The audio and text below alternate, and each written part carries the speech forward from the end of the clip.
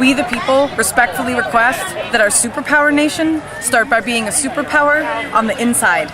We the people respectfully request that you use our tax dollars to educate our children as a priority.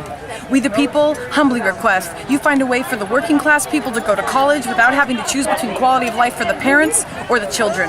We the people humbly request that if people don't want to go to college, they can still make a living wage. We the people think that someone working full-time should be able to feed, clothe, and house themselves and their family with one full-time job.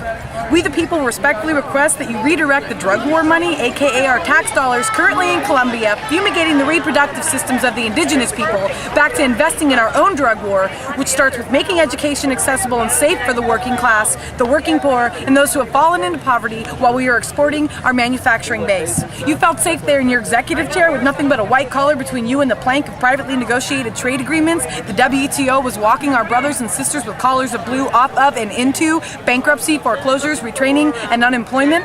This is what America looks like. Workers once robust with energy and purpose, now gray-skinned and sickened by what they perceive to be their own inability to find a job you sent somewhere else. We the people are working harder. We the people are making less. We the people can't survive like this. Someone once said that common sense was genius dressed in work clothes, and I'm starting to think that maybe workers should trade places with the Bush administration, because believe me, Mr. President, we have learned how to do a lot with a little. We know how to save our lives and the lives of those around us. We know how to pick our battles, and we know when to quit fighting a war that we can't win. We possess all those Christian values you talk about, like humility, respect, brotherhood, and we're pretty good at telling the truth. We know how to keep our kids safe and educate them, so what do you say?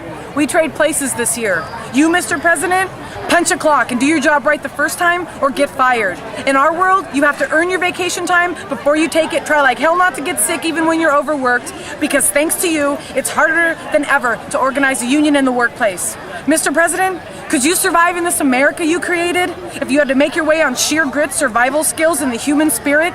Sure you could, Mr. President. If we were at the helm, things would look a whole hell of a lot different. Like I said, common sense is genius dressed in work clothes. Why don't you try on some work clothes, Mr. President, and see if that helps your common sense rise to the level of genius the working class in America has to in order to survive. Common sense tells me if our superpower nation has a plan to destruct and reconstruct every economy in the Western Hemisphere, surely ours would be an example.